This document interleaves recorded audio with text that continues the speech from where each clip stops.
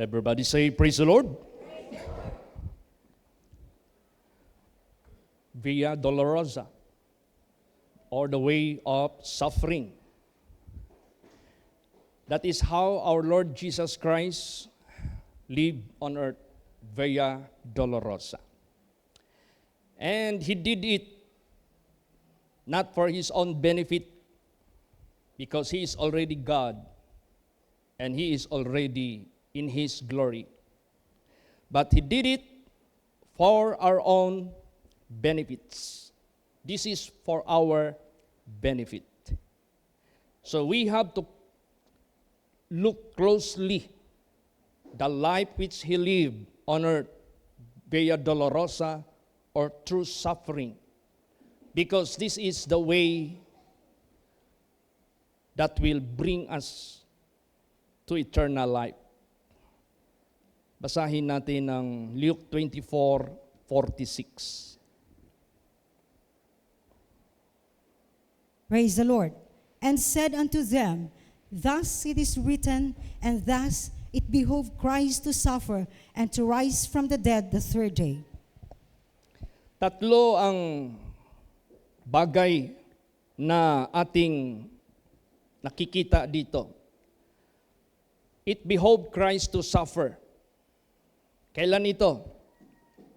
When He lived on earth through the flesh. Nung nabubuhay pa siya dito sa lupa, sa laman, yun yung pag-suffer niya.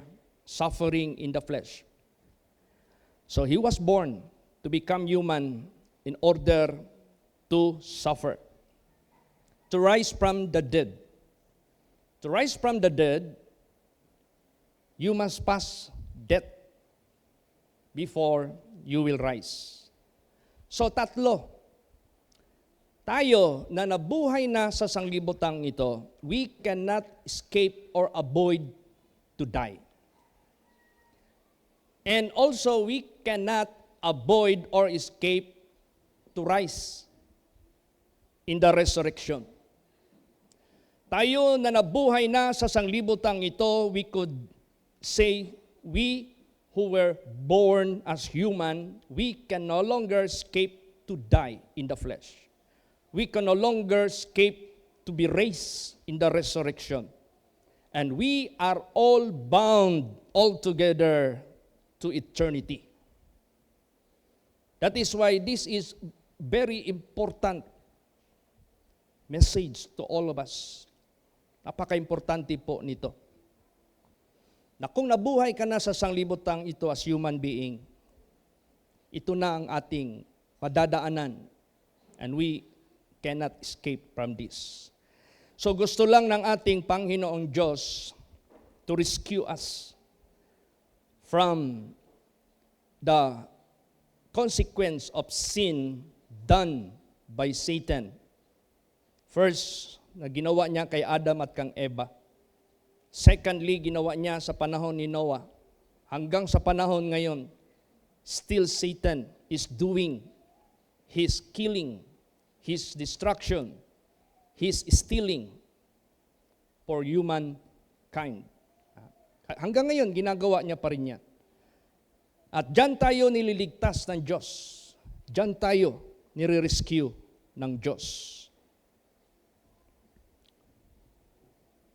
So ngayon, kung tayo ay sumunod sa suffering na sinuffer ni Jesus Christ, maging partaker tayo sa suffering of Christ, saan ito patungo? As what Jesus have done to His life after He suffered in the flesh, where He did go. Saan siya papunta? Basa. Luke 24:26 and 27. Praise the Lord. Ought not Christ to have suffered these things and to enter into His glory? And beginning at Moses and all the prophets, He expounded unto them in all the scriptures the things concerning Himself. You see? Where He did go after He suffered. As it is being said, ought not Christ to have suffered these things and to enter into His glory? So meaning to say, kung magtiis ka kasama sa pagtitiis ni Kristo na kanyang ipinakita na uri na pagtitiis sa laman, papunta ka rin sa glory. The eternal glory of God, which is eternal life, eternal peace, eternal riches, eternal everything, eternal kingdom of God. So this suffering, napakahalaga sa buhay natin. Sadya talaga itong pinahayag ng Diyos nung una pa, nagagawin niya ito para sa atin.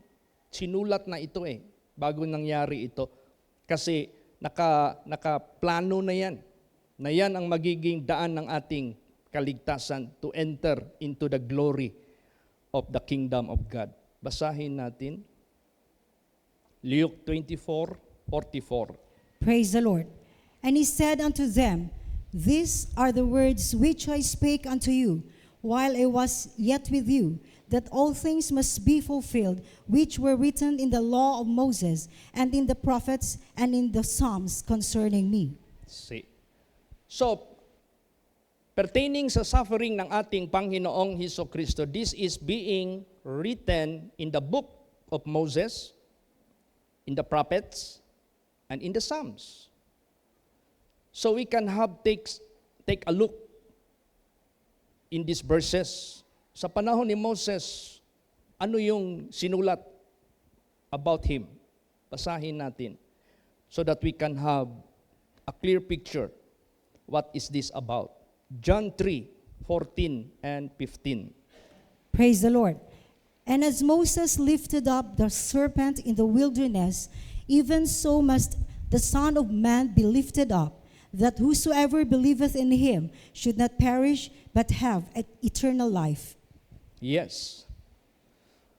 Meron pa lang ng pangyayari sa panahon ni Moses that Moses lifted up a serpent through the pool, or through a pool, and let us therefore read these verses, the actual happening pertaining this verse of John 3:14 and 15.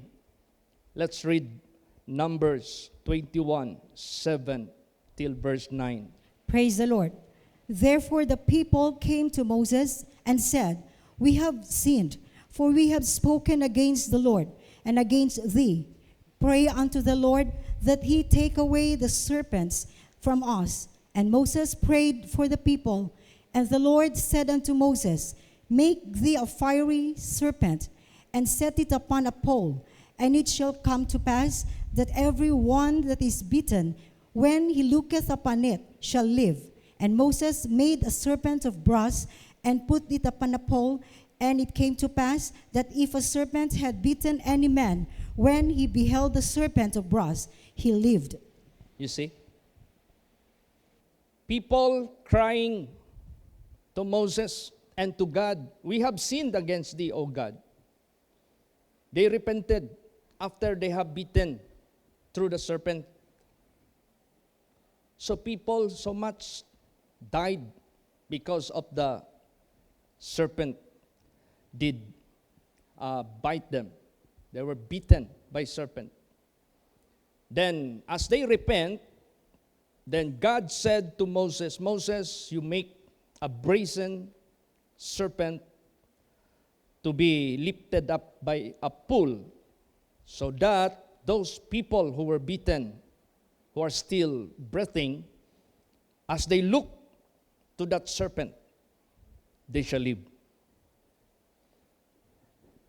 So the same with Jesus Christ. He was lifted up by the cross at Calvary, so that whosoever will believe in him, though you have committed sin, you are being bitten by the serpent, and the sting of that is sin, and that will cause you to die,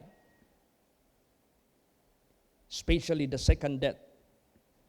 And that is how Jesus Christ made himself to be lifted up by the cross, so that whosoever whosoever a sinner will repent and will believe him, will be forgiven and will be saved. Instead, he shall die in hell. Praise the Lord. Imbis mamatay siya doon sa impyerno, mapatawad siya, maligtas siya, makapasok pa siya sa kaharian ng Diyos for his eternal destination or destiny. Lahat ng tao sa sanglibutang ito na ipinanganak na tao, you are bound to eternity. At tinuturuan tayo ng Diyos to suffer in the flesh. What is suffering in the flesh? Example by our Lord Jesus Christ. To suffer in the flesh is to deny yourself. To suffer in the flesh is to hate yourself. To suffer in the flesh is to lose your life. To suffer in the flesh is to humble yourself. To suffer in the flesh is to repent. Mag-repent ang tao. Pag may pride ka, ayaw mong mapahiyan, ayaw mong itiisin yung kahiyan, hindi ka man talaga mag-repent. So if you refuse to suffer, you cannot repent. If you will not repent, you will not be forgiven. Patay ka sa impyerno. Hindi ka man mapatawad. Kaya itong suffering ng ating Panginoong Hesukristo, this is a very strong impact for our salvation. To suffer in the flesh is to humble yourself. Alam mo ang mga tao pag ayaw mag-humble, kasi they hold their pride, their ego, and they cannot humble themselves. Ayaw magtiis eh. Ayaw masabihan ng mga tao, ay, makasalanan pala yan. Ayaw masabihan ng mga tao, ay, ganun pala siya. Ayaw ba mag-humble? Ayaw magtiis, na totoo naman makasalanan, totoo naman may nagawang masama. Ayaw lang talaga mag-humble. Ayaw man magtiis. Ano pa? To suffer in the flesh is to lose your life. Jesus said, if you lose your life, you will find it. If you save your life, you will lose it. Maraming mga tao sa sanglibutang ito, he cannot lose his life. He cannot lose himself or herself.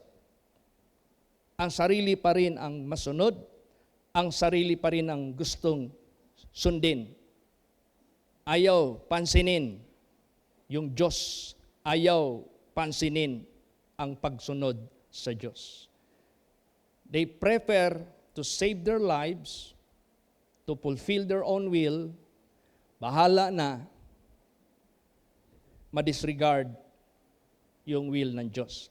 But the Bible says, Jesus said, if you lose your life, for my name's sake, you will find it. Praise the Lord. Isa yan.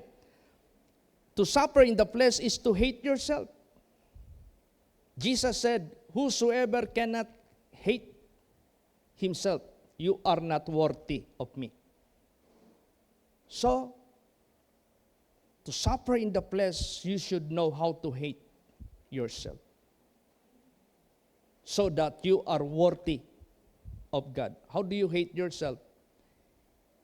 Imbis ipulfill mo yung lust mo, imbis ipulfill mo yung anger mo, imbis ipulfill mo yung pride mo, imbis ipulfill mo yung lust of the eyes mo, lahat yan, hindi mo na lang gawin dahil hindi mo mahal yung sarili mo. Lahat yan hindi mo na lang gawin because you are hating yourself. So if you hate yourself, you can avoid fulfilling those sinful manners. Kaya sabi ni Jesus, if you cannot hate everybody, including yourself, you are not worthy of me. And that is how, one way to suffer in the flesh. Praise the Lord. To suffer in the flesh is to deny yourself. Deny yourself. Do not follow yourself. Kasi itong self natin, this is always contrary to the spiritual law of God. The spiritual law of God cannot be fulfilled by the flesh. So, therefore, deny yourself which is flesh. That is why Jesus said, except you deny yourself, you cannot follow me. If you want to follow me, deny yourself. If you hate yourself, you are worthy of me. If you lose your life, you can find it. If you humble yourself, you will be lifted up. If you repent, you will be forgiven. All these things cannot be performed. Hindi ito magagawa natin unless you suffer in the flesh. Praise the Lord. So itong importante masyado ang pag-suffer sa flesh. Nire-rescue tayo ng Diyos. Anytime we shall die, hindi natin alam. Mamamatay tayo. Kasi realidad yung kamatayan natin sa flesh. And God is rescuing us while we are still breathing. That is why our God is our God forever and ever, and He will guide us unto death. Kasi lahat ng tao na nabuhay are bound to eternity. But the question is, where will you spend your eternity? Because there are two eternities. As what the Bible is saying, eternal life and eternal death. Eternal kingdom of God and eternal fire in hell. Where will you spend your eternity? Because we are all together bound to eternity. You cannot escape that. You cannot avoid that. But where will you spend your eternity? That is why Jesus is guiding us through suffering so that you are bound to eternal life. Praise the Lord. Pag mag-refuse ka mag-suffer sa flesh mo, you will surely die in the second death in hell. Because you cannot deny yourself, you cannot hate yourself, you cannot repent, you cannot humble yourself, you cannot even hate or lose yourself. I tried to search na there are how many people dying every year. This is based on data sa UN, 2024 to 2025. Kasi hindi pa naman tapos ang 2026, hindi pa yan magawa ng data. Per year, 63.1 million ang namamatay. Every year. Kahit wala pang gira. Natural lang yan. Per month, 4.6 million ang namamatay na tao. Per day, 172,975 per day. And it can be you. And it can be me. Kaya dapat tayo, huwag nating bitawan yung ating preparation for eternal kingdom of God. Kasi anytime we shall die. Praise the Lord. Anytime mamamatay tayo. Per hour, 7,207 per hour. Sa buong mundo yan ha. Per minute, 60 seconds, 106 ang namamatay. Per second, 2 deaths sa buong mundo. Yan. Kaya, napakabilis lang ng takbo ng buhay sa sanglibutang ito. So yan sa panahon ni Moses. Sa panahon naman, sa Psalms, ano naman ang nakasulat sa kanya? Basahin natin. Psalms 22 verse 1. Praise the Lord.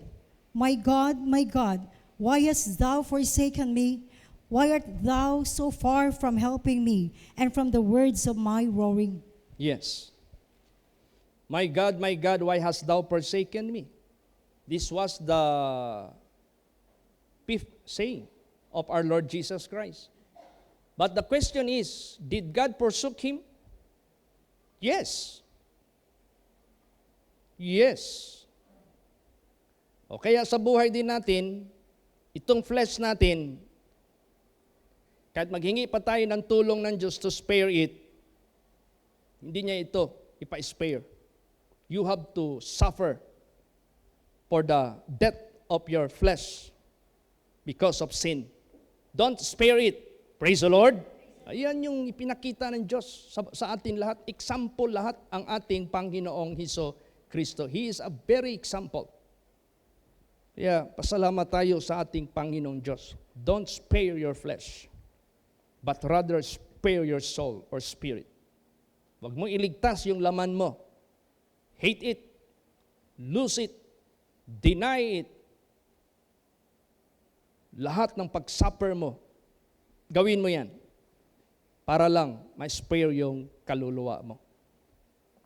How about naman sa mga prophets? Basahin natin Isaiah 50 verse 6. Praise the Lord. I gave my back to the smiters, and my cheeks to them that pluck off the hair. I hid not my face from shame and spitting. Yes. Dinanan ito ni Lord Jesus Christ. Grabe. He was smitten. He was scourged. Yung Via Dolorosa na inawit kanina, dinescribe masyado doon how the soldiers cleared the way, but the people keep on thronging to see him. Having the stripes at his back, and having the crown of thorns. So, can you imagine how Jesus Christ did suffer for us? Hindi basta-basta yan. Ito na. I gave my back to the smiters, my cheeks to them that pluck up the hair. I hid not my face from shame and spitting. Meaning to say, he refused not to suffer. He was willing to suffer. So ganun din tayo. Are you willing to suffer in the flesh? Or you love your flesh more than your soul? You sacrifice your soul for the benefit of your flesh. Pero ang pinakita ni Lord Jesus na ihimplo, He hated His flesh for the benefit of the soul, of the spirit. So ganun sa buhay natin. Itong katawan natin, ano lang ito eh. Kung sa suso pa nang naadya sa dagat, nga nang naay mga umang, balo mo sa umang. You know, you can notice umang. Marami dyan sa dagat. Minsan, pagtingin mo sa shell nila, bakante. Tapos makakita ka ng umang na walang shell, lumalakad, humahanap ng ibang shell, doon magpasok. So itong katawan natin, wag nating mahalin ito. Ito yung maghila sa atin sa impyerno. Jesus already identified our bodies. The flesh is weak. It is not reliable to bring you into the kingdom of God. But this is a stumbling block for the soul to enter into the kingdom of God. Itong flesh na ito yung maghatid sa atin sa impyerno. That is why, from the beginning, made all His statements that it behoved Christ to suffer. That is for our sake. Praise the Lord. Napaka-importante yung suffering ni Jesus Christ. Hindi natin ito bigyan ng pansin, hindi natin bigyan ito ng aplikasyon sa buhay natin, kawawa tayo. We will suffer the eternal consequence. Magtiis talaga tayo sa walang hanggang epekto. Kaya napaka-importante po. Hindi talaga pinigilan ni Lord Jesus ang mga pagtitiis na kanyang tiniis. Imagine, I gave my back to the smiters. Baka merong may sasakyan dyan na nag-alarm. Baka may nag-touch ba? I-ano nyo lang. Control nyo sa switch ninyo. Okay. O motor ba yan? So, I gave my back to the smiters. Paki-check nga. Someone must check. Go there. Para hindi na magtagal yan. Nakaka-disturb sa atin dito. Okay. So, hindi siya nag-refuse to be smitten. Hindi siya nag-refuse to be slapped sa cheeks. And he didn't hide his face from shame and from spitting. Welcome all manner of test, persecution, suffering sa buhay mo. Praise the Lord. Welcome mo yan. You must be willing to suffer. Sabihin mo kagad sa sarili mo, Lord, this is already written about you. And how about me? Am I not a follower of yours? Di ba ako follower sa iyo? If these things are being written about you, that you are bound to suffer, at ginawa mo yan for my sake, syempre I must suffer with you. Kaya nga, may kasabihan dyan, if we suffer with Christ, we shall also reign with Him. Praise the Lord. But if we deny Him, He shall also deny us. Kaya, we are bound to suffer in the flesh. Napaka-importante po niyan. Alam nyo ba, ang ating Panginoong Kristo, hindi siya pumunta dito as an angel. Dahil hindi naman mga angels ang i-rescue niya. If the fallen angels was His purpose in coming here, He's supposed not to be transformed to a human, but He must transform into an angel. Pero tanda lang ito, sign lang ito, patunay lang ito na tayo ang ililigtas niya dahil nag-transform siya, nagpakatawang tao siya. Dahil gusto niya ang tao iligtas, nagpakatawang tao siya para meron tayong titikan, meron tayong masunod na possible pala ang tao maligtas. Praise the Lord. Basahin natin. Hebrews 2:16, 17 hanggang 18. Praise the Lord. For verily he took not on him the nature of angels, but he took on him the seed of Abraham. Wherefore in all things it behoved him to be made like unto his brethren, that he might be a merciful and faithful high priest in the things pertaining to God, to make reconciliation for the sins of the people. For in that he himself hath suffered being tempted, he is able to succor them that are tempted. Yes, very clear. For verily he took not on him the nature of angels. Hindi angels ang kanyang kinuha, pinili, pagpunta dito. But he took on him the seed of Abraham, human. Wherefore in all things it behoved, it necessary, it is important, it is a must, him to be made like unto his brethren. Kailangan, it's behoved for Christ to be like us, that he might be merciful and faithful high priest in things pertaining to God, to make reconciliation for the sins of the people. For in that he himself hath suffered, being tempted, he is able to succor them that are tempted. So, nagpakatawang tao siya to make possible for every one of us to be saved. He was tempted, nanindigan siya, para tayo being tempted, gayahin natin siya, manindigan din, para matulungan tayo sa mga temptasyon sa sanglibotang ito na gustong magpatay sa ating kaluluwa. Kaya napaka-importante itong pag-suffer. Itong Holy Communion, flesh and blood, why we do partake these things. Dahil ito yung exact message. Hindi lang tayo maniwala sa Kanya. That's not enough. Kasi maraming mga tao ngayon na, ang importante lang, maniwala lang kay Kristo, ligtas ka na. Even Satan believed. Christ believed God and tremble also. Pero ayaw niya magtiis. He fulfills his pride. Pinupulfill niya yung pride niya. Tingnan mo yung mga katuroan ng mga satanic teachings.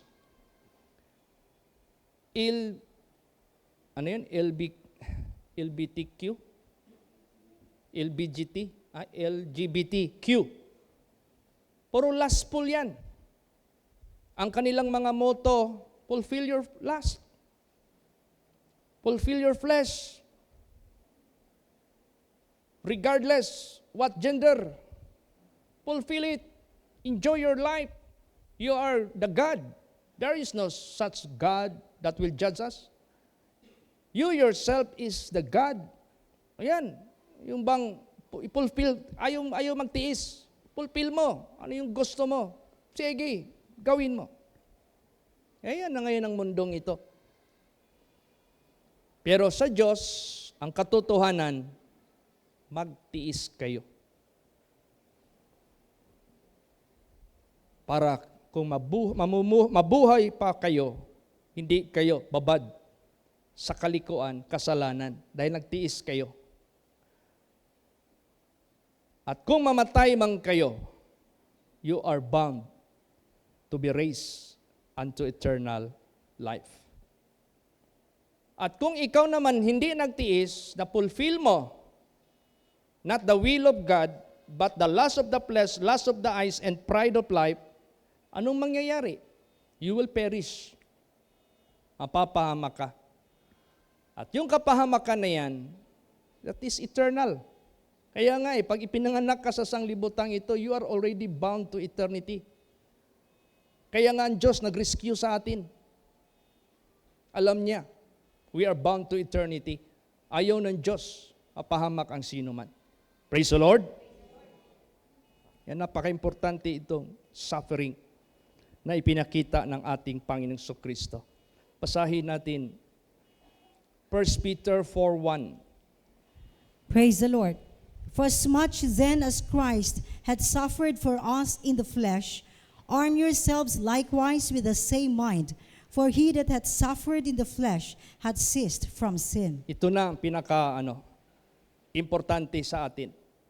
Ngayon nalaman natin, now we knew that Christ suffered in the flesh. Arm yourselves likewise with the same mind. You must also suffer with Christ in the flesh, because he that hath suffered in the flesh hath ceased from sin. Sino man sa atin na hindi magtiis sa laman, hindi maghinto sa paggawa ng kasalanan.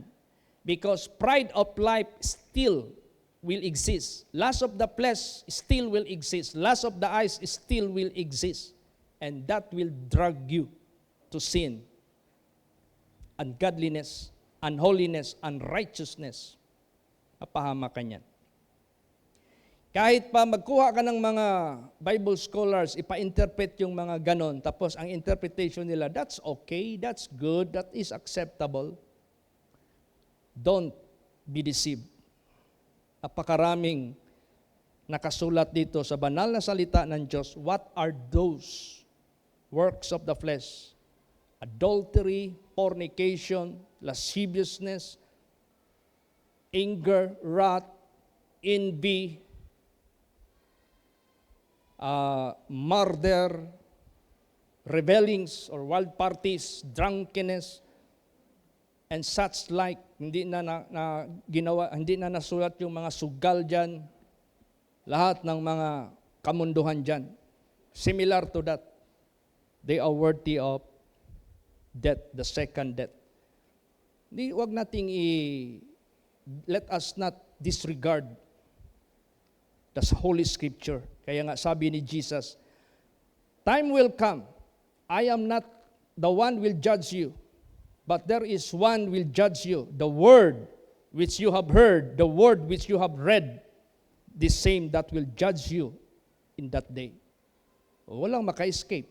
Itong banal na salita ng Diyos, napaka-importante ito. So, in order to fulfill the will of God, you need to suffer in the flesh. Because if you suffer in the flesh, you cannot fulfill sin. Alam mo itong flesh natin, ano lang ito? Shell lang nga ng ating kaluluwa. But the thought, but the mind, but the will, but the affection, but the emotion, yan yung nasa kaluluwa natin. Kahit mamatay man itong flesh na ito, ilibing man yan, babalik man yan sa alikabok, you have still the mind, you have still the emotion, you have still the sight to see, you have still the ear to hear, you have still the mouth to express any words. Ganun yan eh. Kaya wag nating i-disregard ang katotohanan ng Diyos. Praise the Lord. We must be willing to suffer in the flesh to fulfill the law, the spiritual law, to save our soul, to save our spiritual body. Yan lang, hindi mo pwedeng dalawa, pagbigyan mo at the same time. You cannot serve two masters at the same time. You have to choose whom you love most. Either you hate the one and you love the other. You cannot love this both at the same time. Cannot be. Kaya nga, undecided person cannot be saved. That is why the Bible says, now is the day of decision. Now is the accepted time. Now is the day of salvation. So, kung ikaw, tao ka, undecided ka pa hanggang ngayon, hindi ka ligtas. Hindi mo pa ginawa ang iyong choice. Heaven ka ba o impyerno ka? So, kaya sa buhay natin, it's good to decide and it's better to choose to suffer with Christ in the flesh and to fulfill the spiritual law of God. Praise the Lord. Yan ang pinaka-importante. So, to make clear, itong laman natin must be put to death because of sin, and the soul and the spirit must come to life to fulfill His will. Basahin natin. Galatians 2:20. Praise the Lord. I am crucified with Christ. Nevertheless, I live. Yet not I, but Christ liveth in me. And the life which I now live in the flesh, I live by the faith of the Son of God, who loved me and gave Himself for me. Yes. You must be crucified. I must be crucified with Christ. Nevertheless, I live. Dahil hindi naman ang physical body natin, ang ipapako natin, napapatayin kasama niya. But it is the body of sin.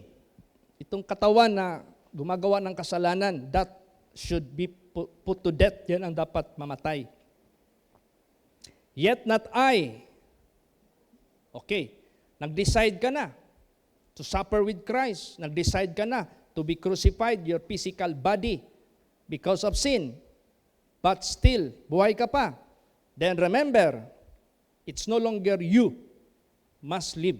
It's no longer you must be fulfilled. Hindi na ikaw. Ang sinabi dito, yet not I, but Christ lives in me. Siya na yung nabubuhay sa iyo. Siya na yung nabubuhay sa akin. Dapat siya na yung mabubuhay sa atin. At dahil siya na ang nabubuhay sa atin, siya na yung masusunod. Dahil siya na yung nabubuhay sa atin, siya na yung magdadirect. Siya na yung sinabi dyan, it is God that will work in you both to will and to do His good pleasure. Yan na ang magiging buhay natin. So habang nabubuhay tayo sa sanglibutang ito, the rest or the remaining of our time, which is very minimal, let's give it and offer it to do His will. Siya na ang masunod sa atin. But Christ lives in me. And the life which I now live in the flesh, your present life, while you are still in the flesh, I live by the faith. Yes, you must live by the faith. Unang-una, you do not see Him. Hindi mo siya nakikita. Pag namumuhay ka by the faith of Him, susunod ka kahit di mo siya nakikita. Who loved me and gave Himself for me. Darating pa rin ang panahon, makikita mo rin personal ang ating Panginoong Hesukristo. Praise the Lord. If you suffer with Christ. So, Ang anong ibig sabihin ng Galatians 2:20? Basa, Romans 8:10. Praise the Lord. And if Christ be in you, the body is dead because of sin, but the spirit is life because of righteousness. Yan. Kung si Kristo nasa iyo, sa loob mo, siya na yung pinamumuhay mo sa buhay mo, ang katawan, patay na because of sin. Paano ka pa magkakasala? Kung patay na yung katawan mo sa paggawa ng kasalanan. It's impossible for you to commit sin because you're dead already because of sin. Your body, your physical body is dead already because of sin. Paano ka pa magkakasala niyan? Ngayon, the Spirit is life because of righteousness. Ang Spirit na ng Diyos na siyang nabubuhay sa iyo dahil sa katuwiran. Ang righteousness na ang napupulpil sa buhay mo. But this can be only happen to any one of us if you suffer in the flesh. Praise the Lord. Kasi ano ito buhay ka pa, pero ang napapasunod mo sa buhay mo ang Spirit of God o si Kristo Jesus. How about your flesh? Buhay ka pa You have to suffer. Yan na yun. Diyan na papasok ang suffering. Deny yourself, hate yourself, lose your life, humble yourself, repent. Yan. Then, ipulfill mo yung Spirit of God for righteousness. Righteousness na lahat ang nagagawa mo. Wala nang halo yan. Pure yan. Kasi mapupustro yan sa buhay mo if you suffer in the flesh. Kaya ang pinaka-highlight, sinulat, na-fulfill sa actual sa buhay ni Jesus sa flesh, yung pag-suffer niya. Kasi napaka-laking factor yan sa ating pag-fulfill sa righteousness of God. Or else, if we refuse to suffer with Christ, it's impossible for us to stop sinning. Hindi talaga mahinto ang paggawa natin ng kasalanan. Hindi mahinto. Kaya yan ang way ng ating Panginoong Diyos. So we are being commanded not only to believe Him. What is necessary? Basa. Philippians 1:29. Praise the Lord. For unto you it is given in the behalf of Christ, not only to believe on Him, but also to suffer for His sake. Yes. Kasi kung Christian ka lang, diyan ka lang sa believing, naniniwala sa Kanya, hindi ka naman mag-suffer. So dahil hindi ka mag-suffer, nandiyan ka pa rin sa pride of life, nandiyan ka pa rin sa lust of the flesh, lust of the eyes, disobedient ka pa rin sa spiritual law of God, hindi mo pa rin ma-fulfill ang righteousness of God, wala. Mahulog ka doon sa professing Christian. Marami pa namang mga tao ngayon refuse to believe that hell is real. Yan ang mga atheists. We don't believe God. Because if God is really true, He should not make hell. Only heaven. Hindi kami maniwala sa Diyos. Kung totoo yung Diyos, dapat hindi siya gagawa ng impyerno. If God is love. Now you cannot deny the truth of God. That is why there are two ways and different location you can reach. Dalawa nga ang daan at iba-iba ang mararating. May daan papunta sa destruction na malapad, maganda. May daan papunta sa life everlasting, makipot.